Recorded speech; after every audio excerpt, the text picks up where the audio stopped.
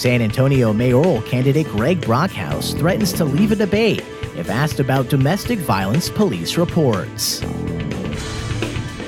Thousands enjoy cool weather and good food at a night in old San Antonio.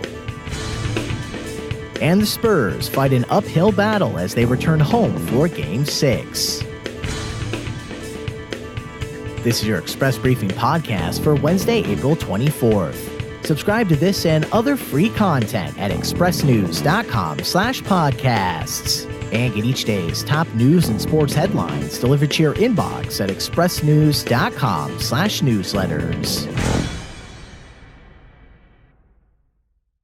Mayoral candidate Greg Brockhouse told a debate moderator last week he would leave the event if he were asked about past police reports of domestic violence against him, and in the end, Brockhouse got his wish. Over the course of the hour-long forum hosted by the Rivard Report, no one asked him about the allegations by an ex-wife and his current wife. Brockhouse's demand occurred just minutes before the April 17th debate.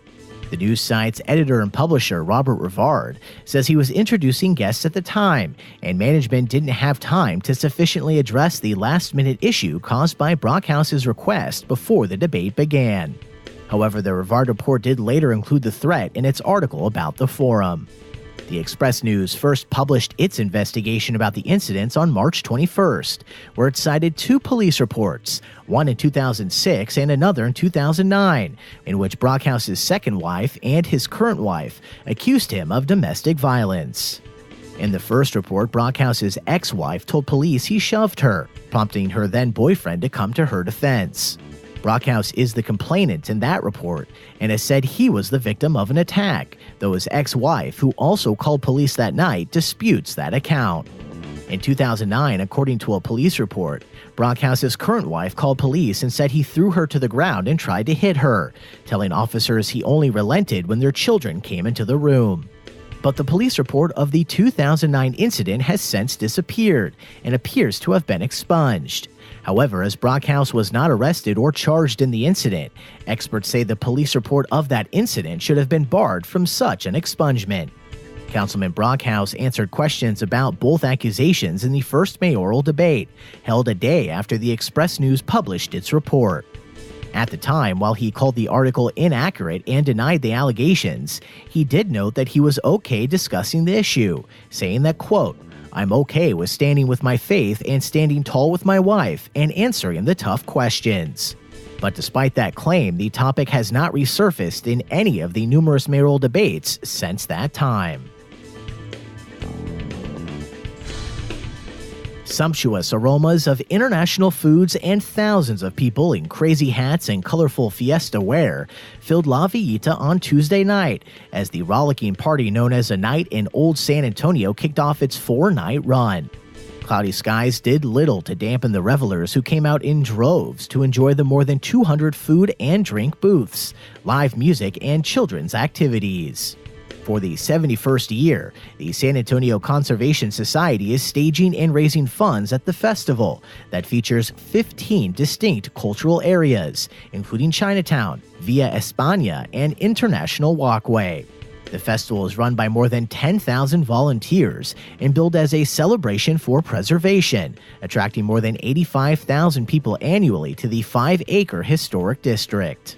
In the past 10 years, the event has generated more than $12 million for preservation of historic buildings, public places, and programming related to local and Texas history.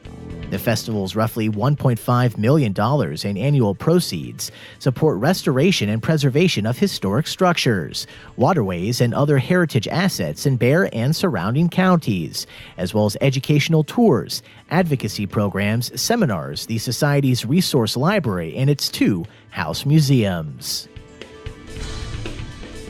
And as the Spurs return to San Antonio for Game 6 in their series with the Nuggets, Express News sports writer Mike Finger says while a Denver victory might feel like an upset, it shouldn't.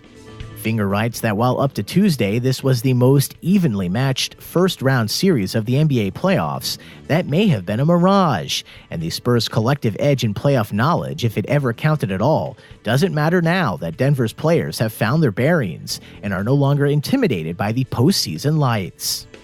while the Nuggets' Game 5 108-90 annihilation of Greg Popovich's team at the Pepsi Center didn't eliminate the possibility of a Spurs comeback to win the series. Finger says it's now clear a San Antonio comeback would qualify as a big surprise. The Nuggets lead 3-2 heading into Game 6 on Thursday at the AT&T Center, one win away from their first postseason series victory since 2009, when they reached the Western Conference Finals.